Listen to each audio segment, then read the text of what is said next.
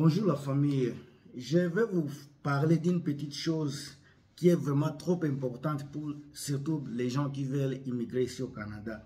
Voici ce qui se dit sur les réseaux sociaux. Écoutez-moi attentivement. Le nombre d'immigrants français ici au Canada, au moment où je fais la vidéo ici, est au nombre de 110 000 presque annuellement, 110 000 immigrants. Ça, c'est compter les gens qui immigrent ici comme immigrants résidents permanents, compter aussi les étudiants, tous ces mondes-là, quand on les met ensemble, ils arrivent au nombre de 110 000 annuellement ici au Canada.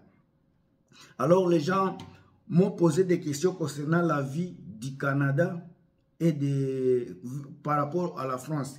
Si vous regardez les Canadiens qui quittent le Canada et aller vivre en France, ils sont au nombre de 16 000, à peu près 16 000 qui vont en France, 16 000. Quand vous voyez les Français qui viennent au Canada, c'est à peu près 110 000 annuellement. Vous voyez la différence, c'est à peu près 10 fois plus. On voit la différence, il y a 10 fois plus les Français qui veulent venir immigrer au Canada et on a seulement 1% de ces gens-là qui vont en France pour étudier. Alors, ce que j'ai constaté de la vie du Canada, sur tous les points, je ne vais pas vraiment aller sur les points par point, cas par cas. Je vais juste généraliser les choses dans la vidéo ici.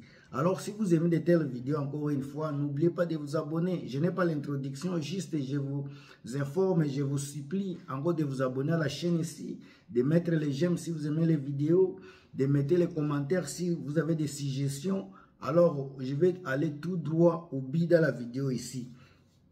Après mes constants, je vis avec certains Français ici que je connais, que je côtoie souvent. Ces gens-là parlent un peu de sécurité. Ici au Canada, les Français ont tendance à se sentir plus sécurisés ici au Canada qu'en France. Moi, je sais que l'Europe est bien sécurisée, le Canada est bien sécurisé, mais quand on fait les tendances, on a tendance à voir que le Canada aussi ça plus sécurisé au Canada qu'en France. Alors, il y a beaucoup de choses qui vont autour de cela. Si vous voyez beaucoup d'indices, en général, ça montre que le Canada, si les points sécuritaires, en tout cas, les points d'indice, le Canada est au niveau élevé comparativement à la France. Il y a les gens qui s'en foutent de la sécurité, mais quand on voit tendance des Français qui viennent vivre ici au Canada, c'est juste d'abord le numéro 1, où ils parlent de la sécurité, ils se sentent bien à l'aise ici, surtout les femmes.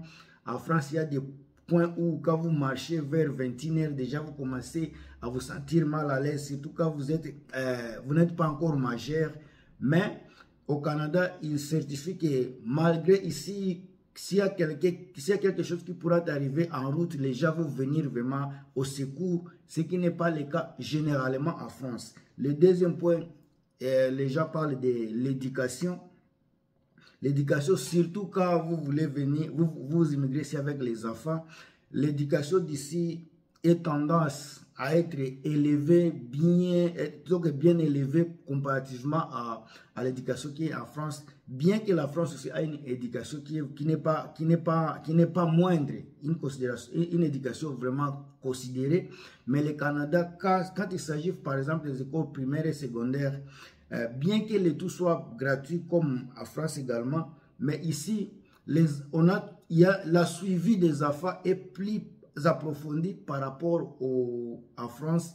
Par exemple, quand on parle de garderie d'enfants, c'est un exemple que je jette ici. Si par exemple, vous avez le problème, pas garderie, je vais parler école primaire par exemple, si l'enfant ne s'adapte pas bien, il y a toujours les enseignants qui vont faire le suivi de l'enfant pour que l'enfant s'améliore.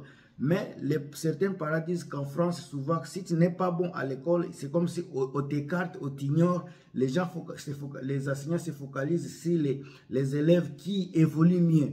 Ce qui est différent ici, quand tu n'évolues pas bien, il y a vraiment le système qui est là pour te conduire à la perfection.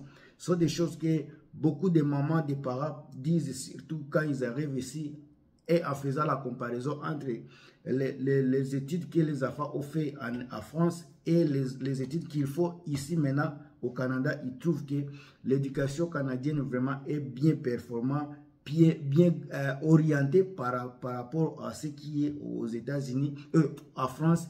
Et puis, les enfants ici deviennent de plus en plus indépendants comparativement à ceux qui sont en France. Ici, l'enfant, à l'âge de 12 ans déjà, il peut aller avec son frère facilement à l'école, puisqu'à l'âge de 12 ans, tu considères déjà à commencer à devenir un peu majeur. Tu peux aller à l'école avec tes frères, tu peux les accompagner, tu peux les aider à traverser la route, à prendre l'autobus, des choses pareilles. Ce qui n'est pas mauvais, en tout cas ici, selon ce que les gens disent et ce que je vois, je pense qu'ils ne se trompent pas sur des réalités qui sont là. Et puis, si vous avez de la famille, il y a vraiment beaucoup de parcs. Partout, dans toutes les municipalités, il y a des parcs de loisirs. Quand je parle de parcs, c'est des parcs de loisirs. Dans chaque parc, au moins chaque été, même hiver, il y a toujours les activités pour les enfants. Il y a les jeux des enfants qui arrivent dans votre municipalité au moins une fois chaque... donc, il y en a, ça peut arriver dans votre municipalité. La semaine prochaine, ça sera dans la municipalité qui est votre voisin. Peut-être à 10 minutes de marche, il y a déjà d'autres activités. Il y a toujours plein d'activités, que ce soit pendant l'hiver, que ce soit pendant l'été. Et puis, les activités de l'extérieur, souvent, sont gratuites. Il y a également... à chaque fois, comme je dis, il y a des parcs, il y a également des piscines, des places de natation ou les places de patinage.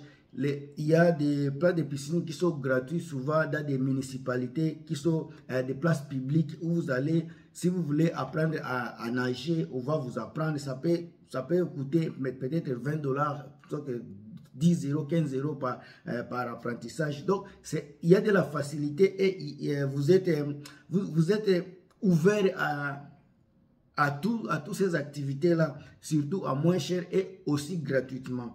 Ce sont des choses que les gens disent et je ne pense pas qu'ils se trompent. Maintenant, si j'entre sur le point de vue, par exemple, des garderies, ici d'abord, on considère la famille comparativement au travail. C'est d'abord la famille.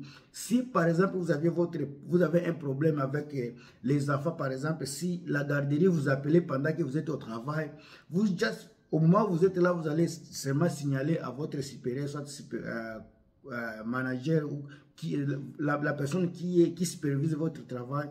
Vous lui dites que vous avez les problèmes avec garderie. On ne va pas vous bloquer là-bas, on ne veut pas vous dire quoi que ce soit, vous allez sortir et va prendre soin de ta famille, puisque c'est d'abord la famille et puis le travail après.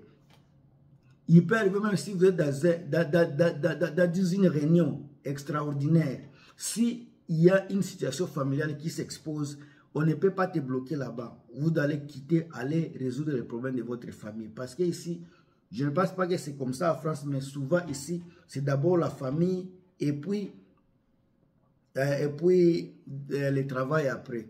Une autre chose que les Français disent ici, c'est l'opportunité de travail. Vraiment, il y a beaucoup d'opportunités pour se taper un travail. Vous pouvez trouver un travail et puis il y a avec facilité et il y a opportunité de grandir dans un travail, opportunité de growth. Donc, si vous avez commencé aujourd'hui, dans un an, si vous êtes bon dans ce que vous faites, vous allez grandir dans la compagnie. Et puis, même si vous n'êtes pas, ce n'est pas votre métier de nature, vous pouvez toujours aller travailler. Si ça ne marche pas, vous allez sortir, mais on vous donne quand même l'opportunité d'apprendre. On vous donne le temps, on vous donne l'opportunité, même si vous n'êtes pas professionnel dans ces métiers-là, quand même, on vous donne l'opportunité d'apprendre. C'est à vous maintenant de savoir si vous pouvez les prendre ou laisser, mais quand même, vous allez travailler. Et si vous pensez que ce n'est pas un travail pour vous, vous n'êtes pas obligé à rester là parce que vous avez commencé à travailler. Vous pouvez quitter le travail à tout moment. Vous n'êtes pas obligé à rester. Il y a beaucoup de gens que je connais, ils peuvent travailler aujourd'hui, après 2 jours, ils laissent le travail pour chercher autre travail ailleurs, jusqu'à ce qu'ils vont trouver un travail décent qui les plaît. Comme ça là. Alors, et puis, il y a une autre option. Les gens disent que dès que vous arrivez au Canada, même si les gens disent que la vie est difficile, le coût de la vie est comme ci, comme cela, vous avez la possibilité d'épargner. Vous allez épargner avec... Donc facile, vous avez des facilités d'épargner de l'argent. Ça dépend de ce que vous voulez, de la façon dont vous voulez vivre votre vie. Le coût d'immobilier ici, en tout cas, c'est moins cher par rapport à France. Et puis, ça dépend des villes. Si vous vivez dans des villes à surchauffe comme Vancouver et Toronto, vous pouvez avoir des difficultés. Mais si vous vivez dans d'autres villes qui sont différentes de Vancouver et Toronto, vous, avec les mêmes salaires, vous allez vraiment vivre bien dans peut-être dans une ville où vous aurez de l'espace, des grandes maisons au coût bas. Il y a les gens souvent qui se lamentent que oui, vous pouvez avoir tout cela, mais là, il fait froid, il fait comme ci, il fait comme cela. Mes chers amis, dès que vous quittez votre pays, il faut vous attendre et vous ajuster à ce qui va arriver là-bas. Vous pouvez arriver au Canada dans un climat qui est favorable à ce que vous voulez, à comme vous attendez. Mais est-ce que ça va vous donner la qualité de vie que vous espérez? Vous pouvez vivre dans un pays avec un climat vraiment agréable, mais la qualité de vie que les pays-là vous offrent, c'est une qualité vraiment désagréable. Et vous pouvez vivre dans un pays où les gens se lamentent, où il fait tellement froid. Mais quand vous voyez la qualité de vie que les pays-là vous offrent, c'est une qualité supérieure. Donc, dans la vie, il y a les gens qui cherchent soit la qualité, soit la quantité.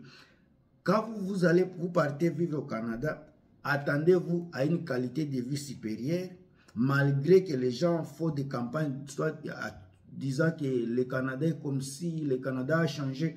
Oui, partout, la vie a changé partout, que ce soit en Afrique, en Europe, en Amérique latine, aux États-Unis, partout la vie a changé. C'est à vous seulement maintenant, au moment où j'ai fait la vidéo ici, partout dans le monde, on est obligé à s'ajuster au système actuel. Si on ne s'ajuste pas au système actuel, on va rester comme ça en train de se lamenter. Mais ce qui est essentiel dans la vidéo ici, ajustez-vous aux normes actuelles du pays où vous êtes parti, soit au pays où vous résidez. Ça va vous aider à beaucoup de choses. Je suis votre frère Gilmas. Je sais que la vidéo ici vous a fait plaisir d'une façon ou d'une autre. Alors, si vous aimez le contenu, encore une fois, je vous appelle à vous abonner à la chaîne ici, à partager les vidéos si vous aimez le contenu, encore une fois, et encore une fois, mettre les j'aime, les likes comme d'autres personnes le disent. Si vous avez des suggestions autres que mes suggestions, n'oubliez pas de les mettre dans la boîte de commentaires, puisque vos suggestions m'éduquent également, me donnent aussi d'autres orientations qui pourront m'aider dans la vie. On se revoit très prochainement. À plus.